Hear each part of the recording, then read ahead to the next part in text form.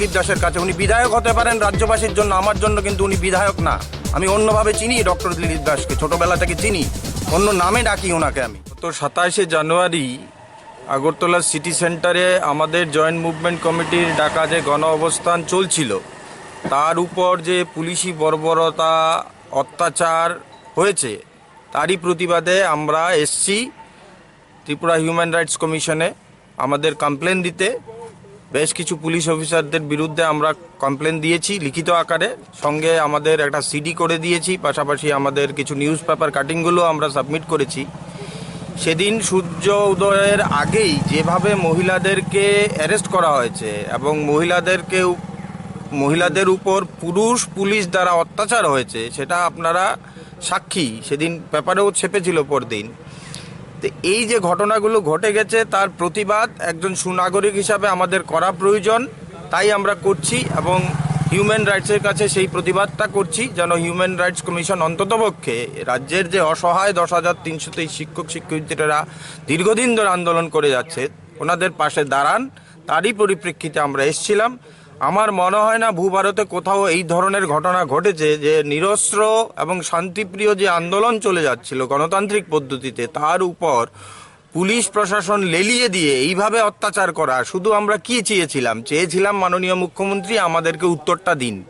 আমরা যে কাগজপত্রগুলো আপনাকে দিয়ে এসেছিলাম সেগুলো নিয়ে আপনি কি করেছেন তার উত্তর চেয়েছিলাম, এবং উত্তর চাওয়াতে এই প্রশাসন এতটাই ক্ষেপে গেছে যে পুলিশ লেলিয়ে দিয়ে শিক্ষকদেরকে মেরে হসপিটালাইজড করে দিয়েছে।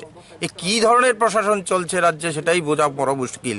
তাহলে কি রাজ্যের জনগণ হিসাবে আমরা রাজ্যের মাননীয় মুখ্যমন্ত্রীর কাছে কোনো ধরনের প্রশ্ন করতে পারবো না? বলে দিক না উনি, রাজ্যের মাননীয় মুখ্যমন্ত্রী বলে দিন আপনি যে আমি যা খুশি করব, আমাকে কেউ প্রশ্ন করতে পারবেন না। আপনার কাছে তো আপনি আমাদেরকে ডেকেছিলেন, আমরা গিয়েছিলাম, আপনার কাছে কিছু প্রশ্ন রেখেছিলাম, কিছু কাগজপত্র দিয়েছিলাম, আপনি আশ্বস্ত করেছিলেন যেগুলো নিয়ে কাজ করবেন। তো সেইগুলোর প্রশ্নই তো আমরা করছি আজকে। মাননীয় সৌম্যগুপ্তা মহোদয়ের কাছে বলেছিলাম, কথাবার্তা হয়েছে ডাইরেক্টরিতে, উনি আশ্বস্ত করেছিলেন 16 তারিখের মধ্যে আমাদেরকে কোনো রিটেন একটা উত্তর দেবেন। কোথায় সেই উত্তর? এখন অবধি কেন পাইনি আমরা? তাহলে উত্তর তো আমাকে দিতে হবে, আমাকে তো জানতে হবে কেন হবে না, কি কারণ, কোথায় ভুল, সেই প্রশ্নগুলোর উত্তর তো আমরা খুঁজবো, সেটাই বলেছিলাম। কিন্তু সেই বলাটাই অপরাধ হয়ে গেছে। তার মানে রাজ্যের মাননীয় মুখ্যমন্ত্রীর কাছে কোনো ধরনের প্রশ্ন করা যাবে না। প্রশ্ন করলেই পুলিশ লেলিয়ে দেওয়া হবে, পুলিশ দিয়ে অত্যাচার করা হবে। এখনও আমাদের বেশ কিছু শিক্ষক শিক্ষিকা বাড়িতে অসুস্থ অবস্থায় আছে, তাদের চিকিৎসা চলছে। এবং সেই দিন 27 তারিখ আরও একজন বিধায়ক, আমি নাম না বলে পারছি না, ডক্টর দিলীপ দাস, উনি হসপিটালে গিয়ে যেই ভূমিকাটা নিয়েছিলেন, আমি ব্যক্তিগতভাবে ডক্টর দিলীপ দাসকে ছোটোবেলা থেকেই চিনি, কিন্তু আমার ওনার প্রতি যে নজরটা ছিল, ওনার প্রতি যে সম্মানটা ছিল, উনি বোধহয় 27 তারিখ সেই সম্মানটা হারিয়ে ফেলেছেন। যেভাবে উনি পেশেন্টদেরকে বের করার জন্য উদ্যোগী হয়েছিলেন যে কোনোভাবেই যেন হসপিটালের সংখ্যাটা বেশি না হয়, যে করেই হোক পেশেন্টদেরকে বের করতে হবে, এই যে উদ্যোগ নিয়েছেন, উনি একজন ডাক্তার হিসেবে অপরাধ করেছেন। আমি বলবো ডক্টর দিলীপ দাস, আপনি অপরাধ করেছিলেন সেদিন। ডাক্তার হিসাবে আপনার উচিত ছিল সেদিন রুগীদের পাশে দাঁড়ানো, তাদেরকে যত্ন নেওয়া, সেটা না করে আপনি বের করানোর জন্য উদ্যোগী হয়েছিলেন।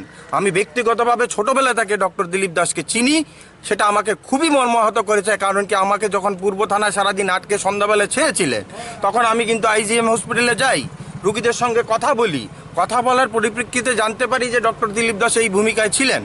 তা আমার প্রচণ্ডই কষ্ট হয় যে এই লোকটাকে আমি ছোটোবেলা থেকে অন্য নজরে দেখতাম, অন্যভাবে চিনতাম। শুধু রাজনৈতিক কারণেই কি ডক্টর দিলীপ দাস ওইভাবে ভূমিকা নিয়েছিলেন ওই দিন? সেটাই আমার প্রশ্ন ডক্টর দিলীপ দাসের কাছে। উনি বিধায়ক হতে পারেন রাজ্যবাসীর জন্য, আমার জন্য কিন্তু উনি বিধায়ক না। আমি অন্যভাবে চিনি ডক্টর দিলীপ দাসকে, ছোটোবেলা থেকে চিনি, অন্য নামে ডাকি ওনাকে আমি। কিন্তু আমাকে মর্মাহত করেছে সেদিন যখন রুগীদেরকে ডক্টর দিলীপ দাস এইভাবে হসপিটাল থেকে বার করার জন্য প্রক্রিয়া চালিয়েছিলেন। এই বিষয়গুলো নিয়েই আমরা এসেছি, যদিও আমরা জাস্ট পুলিশের বিরুদ্ধেই। এবং সেদিন ধর্ণা মঞ্চ থেকে আমাদের যে 3টে দান বাক্স ছিল, প্রায় 14-15 দিনের খাবার ছিল, আপনারা দেখেছেন খাবারগুলো উঠিয়েছে, দান বাক্সগুলো নিয়ে গেছে। কোনো ধরনের সিজার লিস্ট পুলিশ আমাদেরকে দেয়নি। কিন্তু যদি পুলিশ আমাদেরকে সিজার লিস্ট না দেয় তাহলে আমরা কি ধরে নেব? রাজ্যবাসী বুঝে নিন পুলিশ তাহলে কি করেছে, ওটা আমরা কেন বলতে যাব? হ্যাঁ, সে তো লুটপাট, ডাকাতি রাজত্ব চলছে তাহলে পুলিশের মাধ্যমে। এর মধ্যে বেশ কিছু শিক্ষক শিক্ষিকাদের পার্সোনাল ব্যাগগুলো ছিল রাত্রেবেলা যারা ঘুমিয়েছিলেন, সেই ব্যাগগুলোর মধ্যে বিভিন্ন ধরনের অর্নামেন্ট ছিল, মোবাইল ছিল অনেকের হয়তো বা, সেগুলোও পুলিশ নিয়ে গেছেন। কোনো ধরনের সিজার লিস্ট আমাদেরকে কোনো সাবমিটই করেননি পুলিশ। পুলিশ এখন ইনডাইরেক্টলি বলছে আপনারা এইগুলো নিয়ে যান। কেন আমরা নেব? আমাদের এই ব্যাগগুলোকে যেভাবে নেওয়া হয়েছিল, আমাদের শিক্ষক শিক্ষিকারা ছিলেন, কাউকে একজন ধরে সিজার লিস্ট দিয়েই তো দিতে পারতেন, কিন্তু দেওয়া হয়নি। যেভাবে আমাদের ডেকোরেটরের মাইক্রোফোন, তারপর প্যান্ডেলের জিনিসপত্র, এগুলো সব নিয়ে গেছে। তো এই যে পুলিশি বর্বরতা, অত্যাচার, আমি তো বলবো গুন্ডামি, ইউনিফর্ম পরে সেটা গুন্ডামি হয়েছে রাজ্যের সাধারণ শিক্ষক শিক্ষয়িত্রীদের সঙ্গে। সেগুলোর প্রতিবাদেই আমরা আজকে হিউম্যান রাইটস কমিশনে এসেছি। পাশাপাশি আমরা ত্রিপুরা হাইকোর্টে আমাদের যে গণ অবস্থানটাকে ডিনাই করেছে 3 তারিখ থেকে, যেটা প্রশাসনের কাছে পারমিশন চেয়েছিলাম, তারই পরিপ্রেক্ষিতে আজকে আমরা হাইকোর্টে পিটিশন করতে যাচ্ছি। আশা করি সোম মঙ্গলবার নাগাদ আমরা মোটামুটি একটা কিছু বুঝতে পারবো যে হাইকোর্ট থেকে আমাদের পারমিশন দেওয়া হবে কি হবে না। আমরা আশাবাদী যে আগামী দিনও আমরা আবার গণধর্ণা মঞ্চে আগামী সপ্তাহ থেকেই বসতে পারবো আইনের দ্বারস্থ হয়ে। আমি রাজ্যের আপামর 10,323 শিক্ষক শিক্ষিকাদের উদ্দেশ্যে একটাই কথা বলবো, একটু ধৈর্য ধরুন, অপেক্ষা করুন। আমরা আইনের মাধ্যমেই সব বিষয়গুলোকে গুটিয়ে আনছি এবং আইনের মাধ্যমেই আমরা আশাবাদী যে আগামী দিনে আমরা গণধর্ণা মঞ্চটাকে কন্টিনিউ করে যেতে পারবো। ধন্যবাদ।